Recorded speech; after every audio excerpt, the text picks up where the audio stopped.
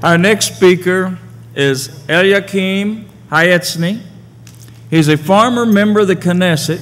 He's co-founder of Gamla Shall Not Fall Again. He's an attorney. He resides at Kiryat Arba. He's one of the founders of the settlement movement in Judea, Samaria, and Gaza. One of the founders of the settlement movement. He started at Hebron, right? Kiryat Arba. That began the settlement movement. He's a friend, a longtime friend and advisor to the Battalion of Deborah. Welcome, Elyakim HaEtzni. Welcome, brother.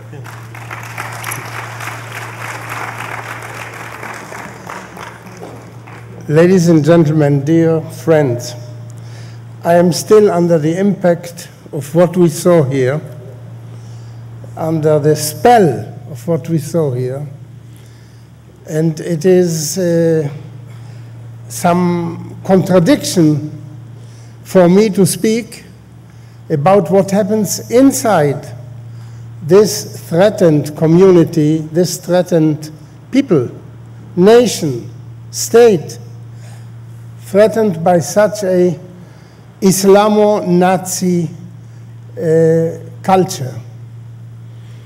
The question, but I think it is a good thing that what I have to say is coming directly after that.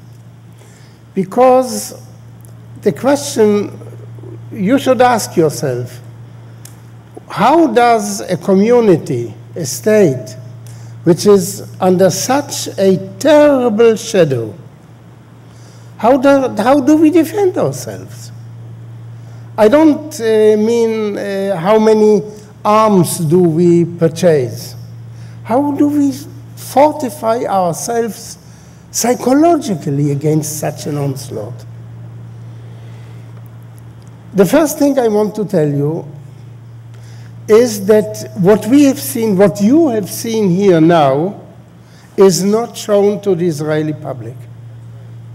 We have 3 television networks, and they compete in covering this up, not showing it, neither to our youth, nor to our general public.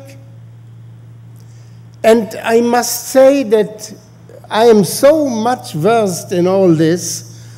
Much of what we saw here was new to me. Why is it so? Why do they hide the Israeli establishment? Why does it deliberately hide from us these terrible facts, which we need to know in order to defend ourselves? The answer is because this would be harmful to peace with a capital P. Because if we knew these facts and if we internalized them, then we would not, how to say, worship this false god called peace. This is the problem. This is why we are not allowed to know the truth, which here, thousands of miles away, you can see, not in Israel. Now, I wanted to speak about the days of Elijah. Why days of Elijah? When I saw this caption, I was very surprised, because this was like some genius who had invented this. Because I am speaking about one day of Elijah, the day of Elijah on the Mount Carmel, when he was confronting 450 prophets of the false god, of the idol Baal, and 400 of another idol, and he was one. And what he said, he addressed the people of Israel and said to them, choose. You have to choose. And truly, after this war of 35 days, we also we undergo a moment when the people of Israel must choose. So let me begin with quoting from this one day of Elijah. And Elijah came unto all the people and said, How long halt ye between two opinions? If the Lord be God, follow him. And if Baal, then follow him. And the people answered him not a word. This question the people of Israel is being asked. Since 67, how many years have passed? But they don't answer him not a word. They cannot decide. It should be so simple to decide looking at what you saw and we saw now. Did you hear one word in this Arab terrible bloodthirsty propaganda? Did you hear one word about Hebron, about the so-called West Bank, about the Gaza Strip? Do they want to commit the Shahada for those? No, for Jaffa, for the whole of what they call Palestine, for Islam, for Allah. So it is not this idol which is called Land for Peace. So you have this terribly threatened society in Israel. Threatened because they are Jews, quarreling one with the other, destroying one another. Now, only last year, it is now a year that 35 Jewish villages have been destroyed by Jews for the sake of this idol, this false god, this Baal called peace, while they are sharpening their knives. So there is some delusion. And the so-called settlers, the so-called national camp, those who want to remain faithful to our Jewish roots, we say, wake up, choose. And the people answered him not a word. And we shall come later to the continuation of this story. Now, this Baal, this false god called peace, is worshipped by appeasement. And the sacrifice he demands is land. And the vision, the prophetic vision he has is Palestine, Palestine. And the credo is land for peace. And this is, now you must always look at what you hear from me against the background of what we saw. So the Jews are quarreling inside Israel, which one the other about land for peace. Did you hear one word of peace from the Arabs? So this equation, land of peace, is false on both sides. Let's begin with land. The land of Israel is not for sale.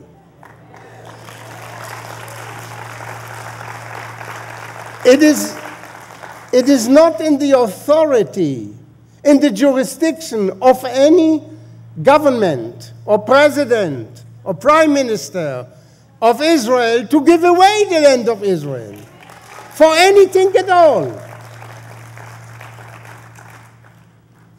This is number one. And what do you get? You get peace, you get Shahada. So if you treat the land which is the promised land, the holy land, which was promised to the people of Israel, this is the only raison d'etre of our living in Tel Aviv. What right do we have to Tel Aviv, if not the promise of the Almighty to Abraham, to your offspring I shall give this land. And we can give it away? So, in other words, the whole equation is a mutiny against the Bible, It is a mutiny against God, and the punishment is terrorism. If you turn the land given to you by God into territory with which you can trade, you don't get peace, you get terrorism. So it is territory for terrorism, or terrorism for territory. And what terrorism means, we have seen now. But this goes even deeper than that. The internal strife, the internal quarrel between the warring factions inside the Jewish nation in Israel is not only about territory. I live in Hebron. You know, our forefathers are buried there. In summer, we had a group of the battalion of Deborah. We went to Samaria. We saw Shiloh, where the tabernacle was for 400 years. The roots of the Jewish people are in Judea, Samaria. So it is not only a question of territory, of land. It is a question, do we want to belong to those places? Do we want to belong to this past? Do we have an obligation to our tradition, to our culture? Or are we a brave new world with no past, with no roots, only looking forward into a, I don't know how to say, a brave new world without values, living the good life? As our Prime Minister, Mr. Olmert, said when the war began, when he sent the young men and women into the war, he said, and he said it in Congress also when he visited in the US, he said, what we are fighting for is to have peace and quiet. We deserve peace and quiet. It is our birthright to live quietly. These are the ideals. It is very nice, very modest, but this is not what you tell your young people when you send them into war. What are the values for which you want them to fight? No values at all. So those who want to sever the ties of the Jewish people from the Jewish land, and there is no land more Jewish than Jerusalem, than Hebron, than Jericho, than Beit El, the house of God. All this is to be turned into Palestine, into Palestine. So if you want to sever all those roots, which means what have you lost in Tel Aviv? Why did you go to Tel Aviv? Then the Arabs are right. Why did you come into this country in the first place? So we cut the roots of the tree on which we are sitting. And yet, how is it written? And the people answered him, not a word. And we bring those arguments day and night furthermore. In order to materialize, to have the vision of your president, George W. Bush, implemented, a vision like a prophet, a Palestinian vision, the Palestinians have a condition. The condition is that the land is given to them free of Jews, cleansed of Jews. Not one Jew should be on the land given to them. And this has already been committed. Mr. Sharon, before he committed the crime of destroying the Jewish villages in the Gaza Strip and 4 other in northern Samaria, he said, I pledge that by the end of the year 2005, not one Jew will remain in the Gaza Strip. This was said by a Jewish prime minister in the Jewish land, in the Jewish state. And he kept his pledge. Now, tell me, where in the world today Is there a place which by law, by definition, cannot have Jews? Jews are verboten, which is in the German Nazi term Judenrein, cleansed of Jews. Where in the world? Albania, Germany, Russia, take anywhere. There is not one place. And there is to be only one place which is named Judea. Only in Judea, not one Jew should live. Now imagine, in his wildest dreams, this mass murderer Adolf Hitler did not dream that 60 years after his dismal death, the Jews themselves would cleanse Judea of Jews in order to make place for the Palestinians to enjoy living in a land without Jews. And this the Jews would do to themselves. Imagine what this means. And all this to worship the false god called peace. Now, you know the continuation of the story on Mount Carmel, this day of Elijah.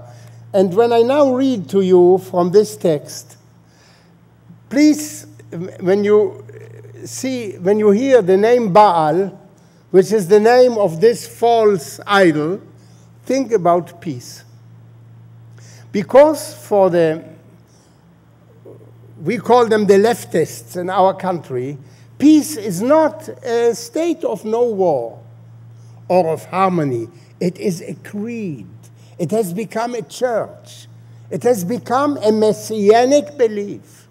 You cannot argue with them logically, as I tried now to bring forth my ideas in a logical way, because it's already a religion, the religion of peace. And we use the term the Church of Peace. It is like an idol, like a false god, a new Baal. And now Elijah says, you don't answer even one word, you cannot decide. The Lord that answereth by fire, let him be God.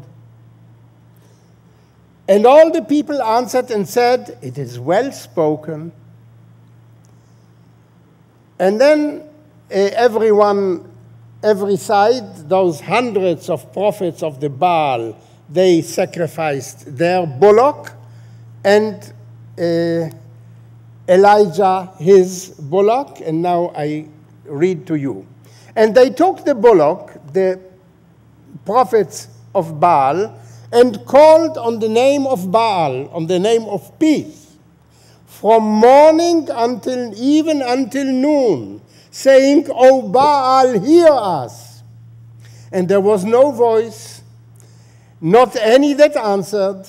And it came to pass at noon that Elijah mocked them and said, cry aloud, for it is a god.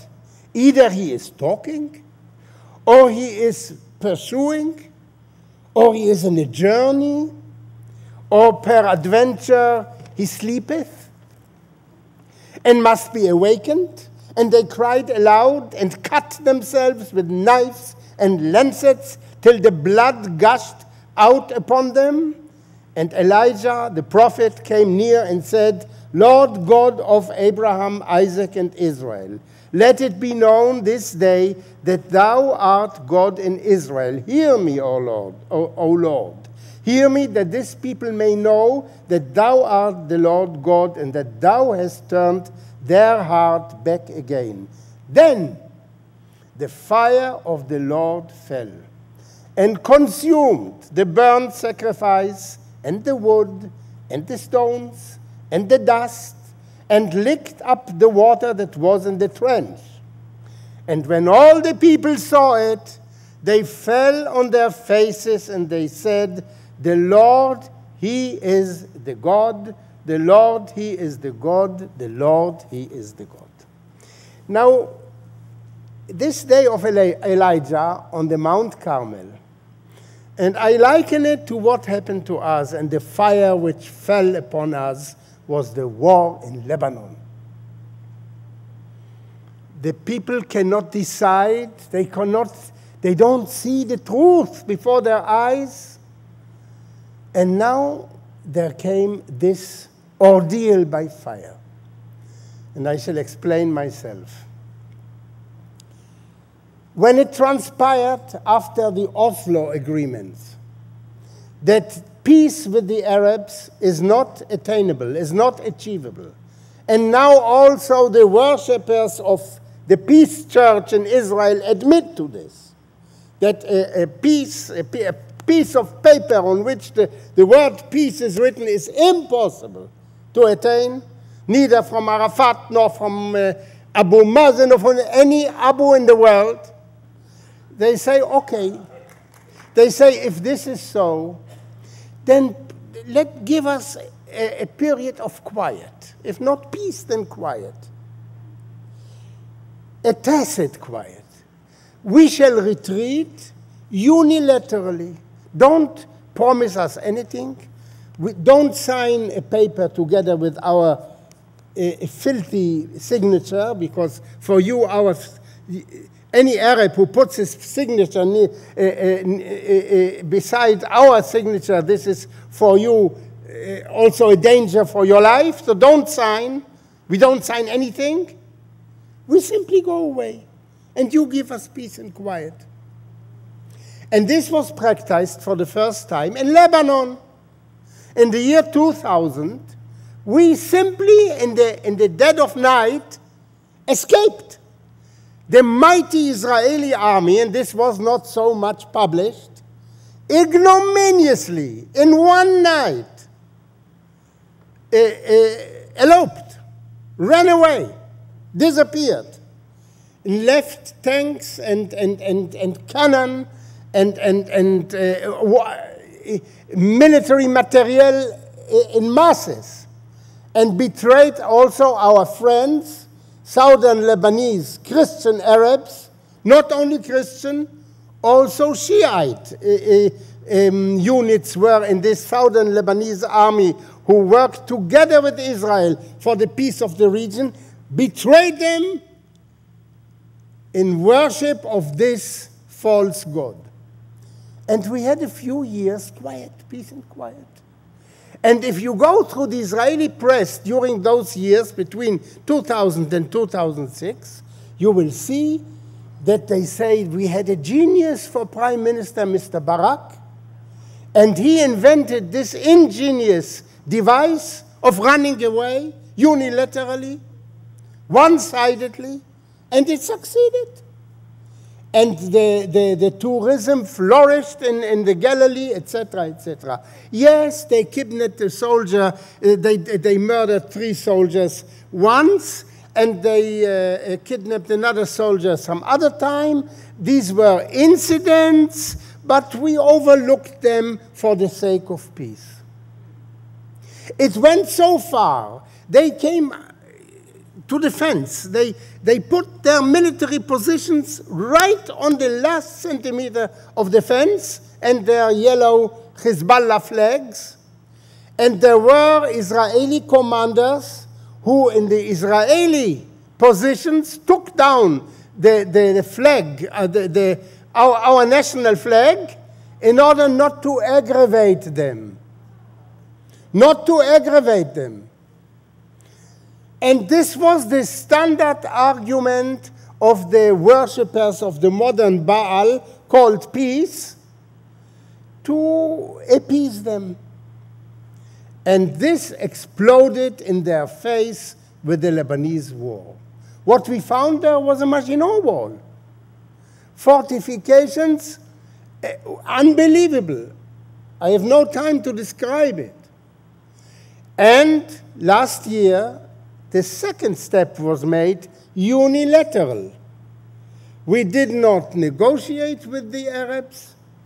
We did not speak to them. We simply destroyed by ourselves 25 villages, Jewish villages, in the Gaza Strip, 4 Jewish villages in northern Samaria and forcibly expelled 10,000 Jewish so-called settlers, the best citizens we have, who went into the fire, into this fanatism, living there, manning the border of civilization versus barbarity, and they were taken out by the army, and the army was busy for a whole year preparing for this expulsion of Jews. Our army.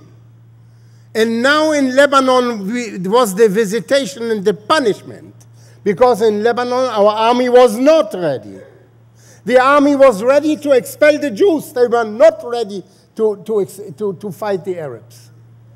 And there will be an inquiry commission showing terrible negligence, etc., because they were busy with the expulsion of Jews for the worship of this Baal called peace.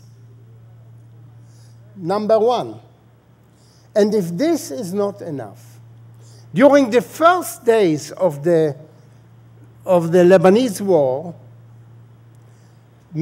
our Prime Minister, Mr. Olmert, said the following. He said, and there was a feeling that we are going to win the war with flying colors.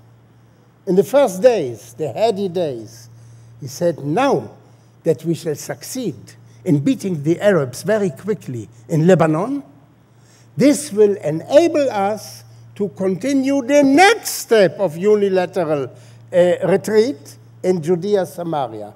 Because we should show that it is so easy to repair the situation. By 2-3 days, we give them 1 or 2 blows and everything is okay. So we can continue. The next step was not 10,000 Jews to expel, but 100,000. 100,000 Jews should have been expelled by the year 2007, the whole year 2006 consecrated to the preparations to cleanse Samaria and Judea, to prepare it for the vision of Mr. Bush of a Jew-free Arab-Palestinian state. And Mr. Olmert only waited for a resounding victory over the Lebanese, over the Hezbollah, to show that this is possible. But the fire came from the heaven and showed him, and now his chair is shaking, and his days in government are numbered, and the days of his government. And the people of Israel are beginning to think, they are not yet there. They are beginning to understand, and I shall tell you how. After we vacated the Gaza Strip, maybe God, the Almighty, is very patient with us, and He treats us like a retarded child, like an imbecile. So he understood that it is not enough for us to understand that when we get those Qassam rockets out of the now cleansed Gaza Strip into Ashkelon, into Sderot, into the Negev, this is not enough for this retarded child to understand. So what did he do? He put into the mind of the Arabs to position the launchers of those missiles on the ruins of the Jewish settlements. There was a Jewish settlement called Nisanit. From there they launched the missiles into Ashkelon, etc. And from other places, exactly from the destroyed Jews, we have a hard head. Maybe God thought this will enter, perhaps we shall understand it. No. On the Israeli radio or television, they don't say, this happened because of this. They say they put it there. Nobody said, maybe this means something. That these rockets now hit us because we emptied the Jewish settlements, because we expelled the Jews. No, it didn't happen. When God saw this, and he is very patient with us, he said, I must have another lesson from them. This is already a lesson for morons. And somebody said we got 100 rockets per day. We got more, about 200 rockets per day. On the whole Galilee and on Haifa, on the city of Haifa, the third largest city in the country. From Lebanon, from the place we vacated one-sidedly for the sake of peace. And 1 million people were either refugees, most of them refugees, the others in the cellars. And many of them, of the refugees, where did they find refuge? In Hebron, in Samaria, in the Jewish settlements, in those settlements who are earmarked, or were earmarked, to be expelled in 2007. And in other words, if God wants to show us, as on the Mount Carmel, that the fire came and showed them until they said yes, not the Baal is the God. It entered their hard heads. Now, refugees from the Galilee came to the Jews in Samaria, to the settlements, for refuge from the bombs. And then, for the first time, somebody asked the question. By God, what would have happened if a war broke out while the Arabs already rule Samaria and Judea? In other words, the distance from the mountains of Samaria to Tel Aviv, to Netanya, to the whole central part, which was still a refuge, is 15 kilometers, 20 kilometers. So if Olmert would have succeeded in expelling the Jews from Judea and Samaria and giving it over to the Arabs, this would be another southern Lebanon. So where will you run? Where is your refuge? In the deep blue sea? Nowhere else. For the first time, they began to ask this question. And to answer the question that where there are settlements, there are no missiles. There can be no missiles. As long as I sit in Hebron, in Kiryat Arba, there will be no missiles in Hebron, Kiryat Arba. This is why I am there, because of the covenant of Abraham. I am there because of the Bible. I am there because of what is written.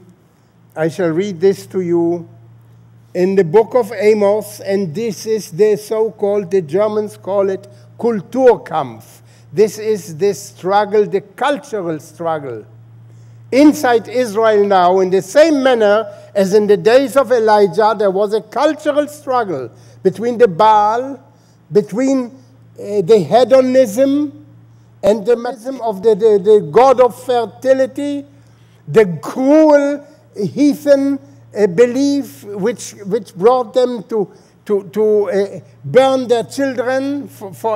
They burned their children in the fire, and the worship was with priestesses, etc., etc. And there were idols upon idols, and Baal and Asherah, etc., on one hand, and one God who has no picture, whom you cannot see. And he doesn't give you. He takes from you. He demands from you many things. So this was not easy for the people of Israel to decide. So this was a cultural war which found its embodiment on the Mount Carmel in this incident. And we have a cultural war now, and I shall show you what our camp says. The last sentences of Amos. And I will bring again the captivity of my people of Israel, and they shall build the waste cities and inhabit them, and they shall plant vineyards and drink the wine thereof. They shall also make gardens and eat the fruit of them, and I will plant them upon their land, and they shall no more be pulled out of their land, which I have given them, says Lord thy God. Now, what do you say? What did 300,000 Jews decide to do? To go and fulfill this.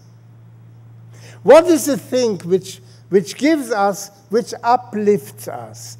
That something was said and written 3,000 years ago, 4,000 years ago. And we waited now 2,000 years in diaspora, and now it is being fulfilled. And for me, it is the fulfillment of my life that I had a hand in planting trees and building a house where Amos and Isaiah and Ezekiel said, and to fulfill the prophecies, those prophecies. This is something like a finger of God. Because there is no part to it. There is there is no example in human history that such a thing happened, that a people was absent for 2,000 years and returned by the word. So this is really an experience. One is privileged to be part of it. Now imagine that in the same generation, in the same land, somebody takes upon himself, and he is at the government of Israel, to turn this prophecy into a lie. And to do what he has written, I will not destroy what is being built now, will not be uprooted. And he sends the Israeli army to destroy and to uproot. So this is really not only a struggle over land. It is a cultural struggle. It is a culture and a counterculture. The same manner as with Elijah on the Mount of Carmel. And again, what is it that killed 159 of our citizens and our children, etc.? It was fire.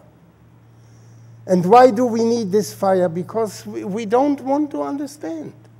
We don't want to see. We are not able to believe. And now I shall only read to you what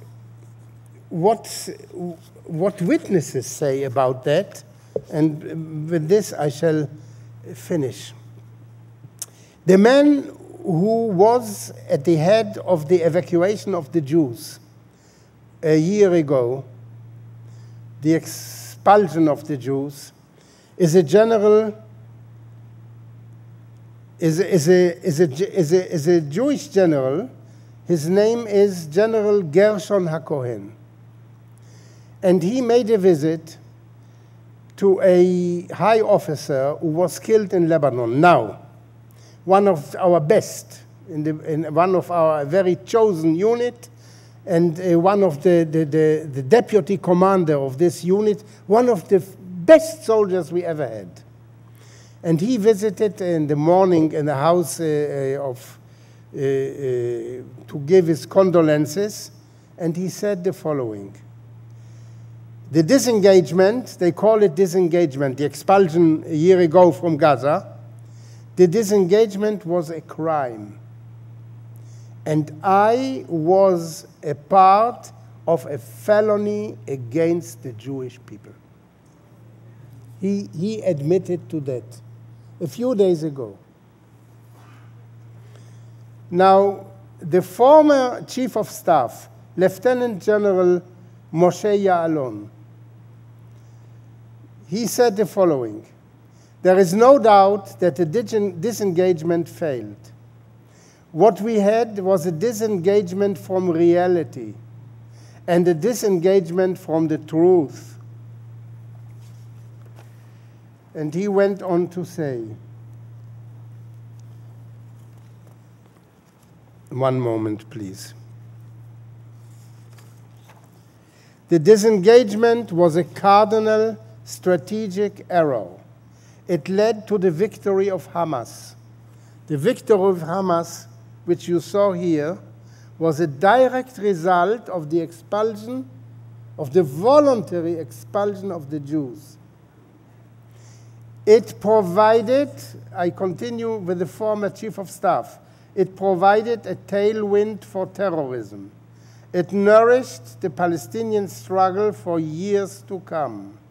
It gave the Iranians and the Muslim Brotherhood and Al-Qaeda the feeling that Israel can be defeated, that Israel really is a spider web society as Nasrallah claims, or a rotten tree as Ahmadinejad claims.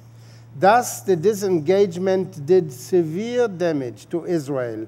It also damaged the United States' regional strategy of the war against terrorism. Now, he said this, please keep in mind, he said this on the 7th of July, 5 days before the war in Lebanon broke out. Now listen to this. Like a prophet, he said, now we are in the southern Lebanon scenario in the Gaza Strip. A great deal of weaponry has entered Gaza since the Jews left. Standard issue explosives have entered, Katyushas have entered, anti-aircraft missiles, anti-tank missiles, Grad missiles. As a result of this engagement, there are in Gaza Hezbollah agents, Al-Qaeda agents, Iranian terrorist agents. There is Iranian know-how, it's Iranian money. Just as I warned, the Gaza Strip is turning into Hamastan, Hezbollahstan, Al-Qaedistan, because the Jews were taken out from there. And he says, we will find ourselves facing a kingdom of terror that is capable in Gaza, that is capable of launching into Israel more rockets at a greater range and greater effectiveness. The rocket threat will reach Ashkelon, Ashdod, and deep into the Negev.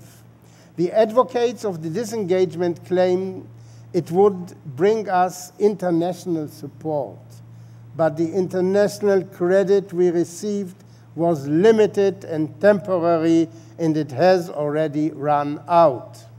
The advocates of disengagement claimed it would improve our security situation. Our overall security situation has worsened in the wake of the disengagement, etc., etc.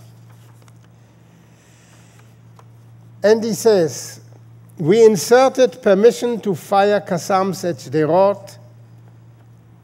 Firing is also permissible from Lebanon into the Galilee, 5 days before it began.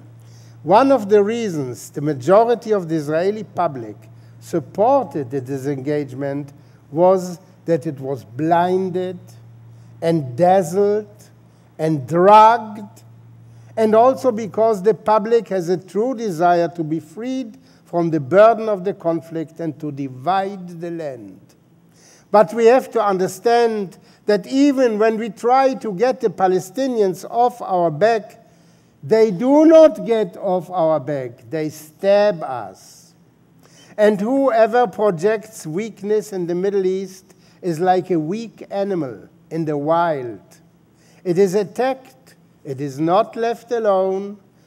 Therefore, if we now try to continue the failed disengagement with the convergence they call the expulsion of 100,000 Jews, the result will be grave. We will give terrorism a terrible tailwind. We'll provide a tailwind for radical Islam across the region.